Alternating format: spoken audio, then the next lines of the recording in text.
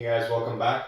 We're still in 7.5, which is factoring. This is the last example for 7.5, which is factoring a trinomial that has two variables instead of one.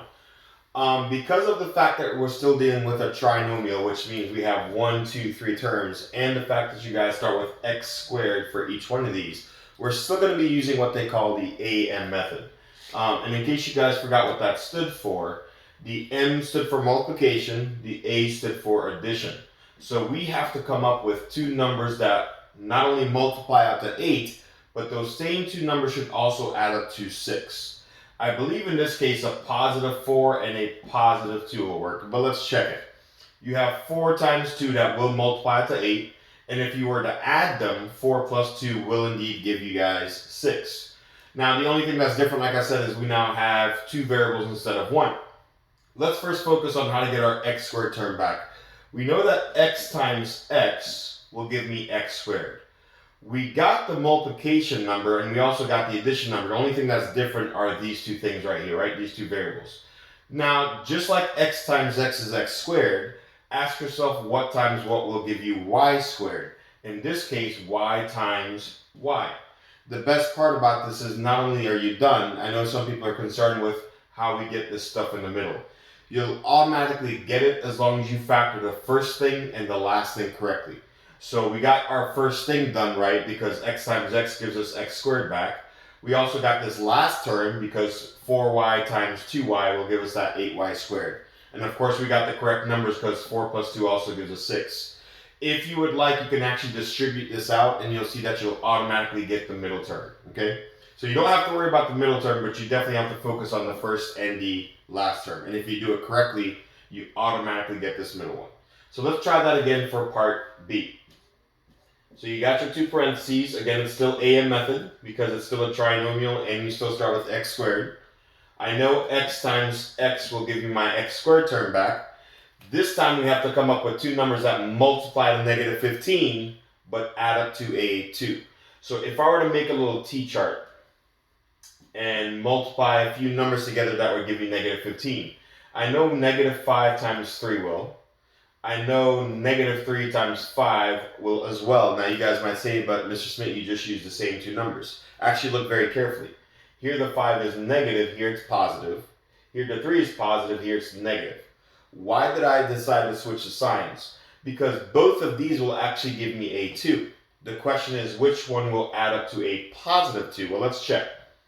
If you try these two pair out, if you add them, when you owe $5 and you pay back 3, you'll still owe 2. Is that the 2 that we wanted? No, in this case, we wanted a positive 2. This thing gave us a negative 2, so we don't want these two. Let's try out these two. Negative 3 plus 5 is indeed positive 2, so that's the pair of numbers that we want. So we want a negative 3 and we want a positive 5. You can write the positive 5 first if you want to, and then the negative 3, because order doesn't matter for these, okay?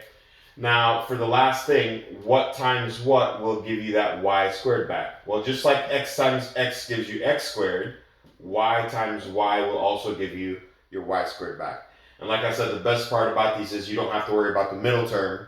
As long as you factor the first term and the last term correctly, if you were to distribute or FOIL this out, you will automatically get the middle term. Right? Let's try out one more. So here's part C. Again, I know x times x will give me my x squared term back. This time we have to pick two numbers that multiply out to 63 that also add up to a negative 16. So if I were to make a little t-chart for 63, because 63 has quite a bit of numbers that work. I know there's stuff like 1 in 63, 21 times 3, but none of those will possibly give you a 16.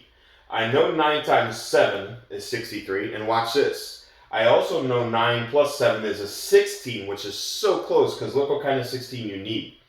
You need a negative 16, unfortunately this thing gives us a positive 16. Now I know some of you guys might say, well, what if you make one negative? Well, if you make one negative, this now gives you a negative 63, which you didn't have in the first place. So that wouldn't work out. The only thing that would work out in this case is if they were both a negative, all right? Why? Because a negative times a negative will still give you that positive 63. And if you add these together, when you owe $9 and you owe an additional $7, don't you owe 16 now? So the only way this works is when both your numbers are negative. When does that happen? When your m value is positive and when your a value is negative. This is always going to be the case, okay, when that happens. And of course, so we chose a -9 and a -7. And then again, ask yourself, what times what will give you that y squared? In this case, y times y will give you that y squared. So the only differences for these is that they have two variables instead of one. But as you guys can see, the factoring is basically the same. All right? That's all I have for this example, guys. We'll see you in the next one.